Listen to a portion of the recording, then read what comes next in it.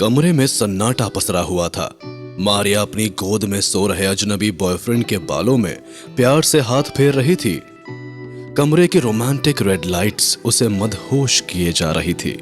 उस अजनबी से भूरी आंखों में झांकने से मारिया को लग रहा था मानो उन आंखों के पीछे बहुत सारे राज छिपे हो। तभी उस अजनबी ने अपने कपड़े उतारने शुरू कर दिए। मारिया ने उसमें कुछ ऐसा देखा कि उसकी आंखें हैरत से चौड़ी हो गई। उस बॉयफ्रेंड के सीने पर अचानक से लंबे लंबे बाल उगने लगे थे।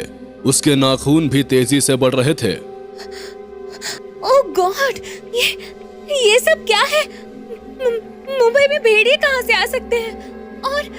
और इसको क्या हो रहा है? मारिया बुरी तरह से शॉक थी, जबकि तभी देखते ही देखते उसका वो बॉयफ्रेंड एक इंसानी भेड़िए में बदल गया।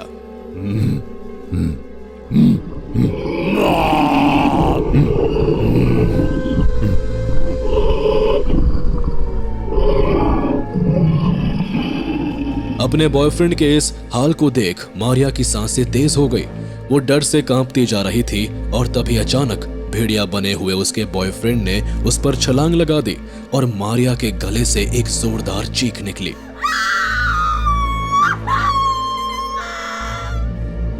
मारिया चिल्लाती हुई उठी। वो इतने जोर से हाफ रही थी जैसे कि मानो वो कहीं से भाग कर आई हो। उसका पूरा शरीर पसीने से भर गया था और उसकी बेडशीट पूरी तरह से अस्त व्यस्त होकर बिखरी हुई थी।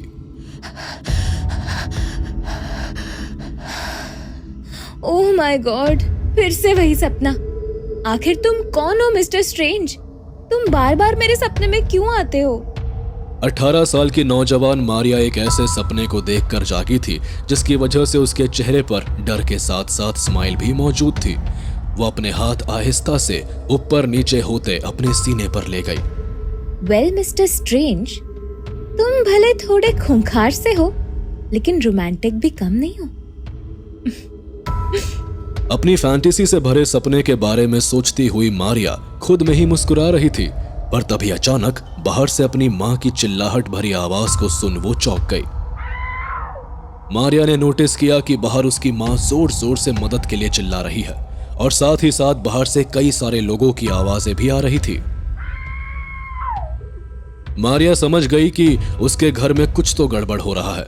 वो तुरंत अपने कपड़े पहनने लगी और तेजी से अपने कमरे से बाहर आ गई।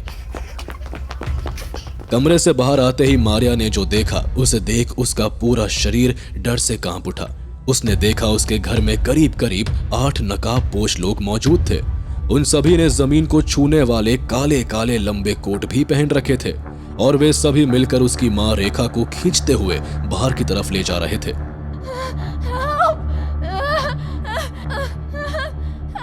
मारिया ने देखा कि उसकी बड़ी बहन श्रेया भी वही खड़ी है, लेकिन वो ना तो अपनी मां को बचाने की कोशिश कर रही थी और ना ही उन अजनबी लोगों को कुछ बोल रही थी। वो दौड़ती हुई नीचे आई, पर तभी उन नकाबपोश में से एक ने एक रिवॉल्वर उसके मां के कनपट्टी पर रख दिया। ए चिकनी, तूने जरा सी भी होशियारी दिखाई तो तेरी माँ का भेजा खोल के रख दूंगा। पर तुम लोग ऐसा क्यों कर रहे हो? हम लोगों के पास तो कुछ भी नहीं है। प्लीज प्लीज मेरी माँ को छोड़ दो। श्रेया दी, प्लीज माँ को बचाइए ना।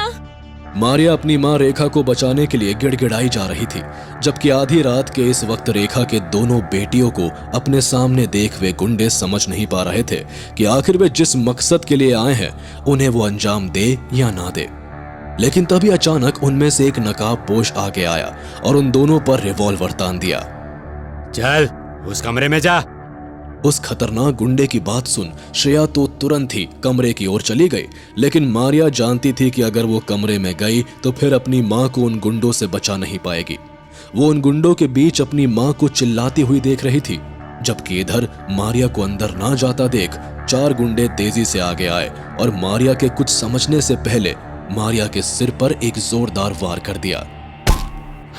हालांकि मारिया ने इस वार से बचने की कोशिश की थी, लेकिन उन गुंडों के आगे उसकी एक भी ना चली और देखते ही देखते उसकी आंखों के आगे अंधेरा छा गया। उस नकाबपोश किडनैपर का वार इतना जोर का था कि मारिया काफी देर तक बेहोश रही। उसे किसी चीज का होश नहीं था, और फिर जब उसने अपनी आंखें खोली तो उसने देखा कि वो वहीं पर पड़ी हुई थी। मारिया ने देखा कि उसकी बड़ी बहन श्रेया भी वही खड़ी है और साथ ही साथ बाहर से कई सारे लोगों की आवाजें भी आ रही थी। वहां पर कि उन गुंडों ने उस पर वार कर दिया। बाहर से व्हीकल्स का शोर आ रहा था और उसने सामने वाली घड़ी पर देखा कि मॉर्निंग के 10 बज रहे हैं। मारिया हड़बड़ाती हुई फर्श से उठी, लेकिन अब वहां पर कोई नहीं था, ना तो उसकी माँ रेखा और ना ही उसकी बहन श्रेया। ओह शिट, ये क्या हो गया? आखिर वो लोग थे कौन? और वो लोग क्या मेरी बहन श्रेया को भी ले गए हैं? मारिया बुरी तरह से परेशान थी, उसे कुछ समझ नहीं आ रहा था और तभी उसे पीछे से श्रेया की आवाज सुनाई दी। मारिया, ये लो चाय। मारिया ने जैसे ही अपने सामने श्रेया को देखा वैसे ही वो बुरी तरह से चौंक गई। वो हैरान थी कि आखिर माँ के गायब होने के बाद भी श्रेया इस तरह से एकदम नॉर्मल कैसे हैं। वो बस घूर घूर कर श्रेया को देखे जा रही थी, जबकि तभी श्रेया ने चाय धीरे से जमीन पर रख दिया। चाय पी लो और हाँ, लंच बाहर कर लेना। मेरा एक जॉब इंटरव्यू है, इसलिए मैं दोपहर में घर नहीं आऊंगी। अपनी बहन श्रेया के इस बिहेवियर को देख मारिया को अपनी आंखों पर यकीन नहीं आया। श्रेया, माँ कहाँ है? तुमने तो देखा ना, रात में गुंडों ने उन्हें किडनैप कर लिया था। उन्हें जहाँ जाना था वो वहाँ चली गई हैं। पर वो लोग थे कौन? और वो माँ को कहाँ ले गए? तुमने कुछ किया क्यों नहीं? श्रेया, हमें पुलिस के पास जाना चाहिए। हमें माँ को ढूंढना पड़ेगा। मैं माँ के बिना नहीं रह सकती।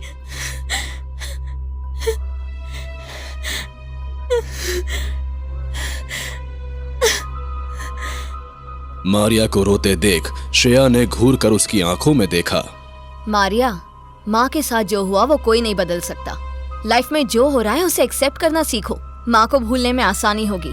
और हाँ, याद रखना, आज लंच नहीं मिलेगा। इतना बोलकर श्रेया बिना एक बार भी मुड़े वहां से चली गई।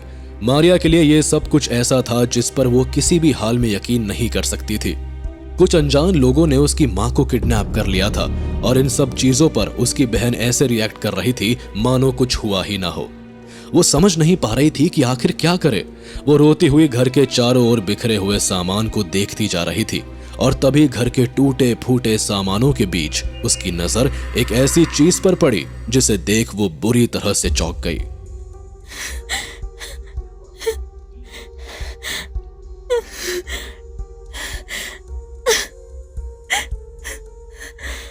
ओह गॉड,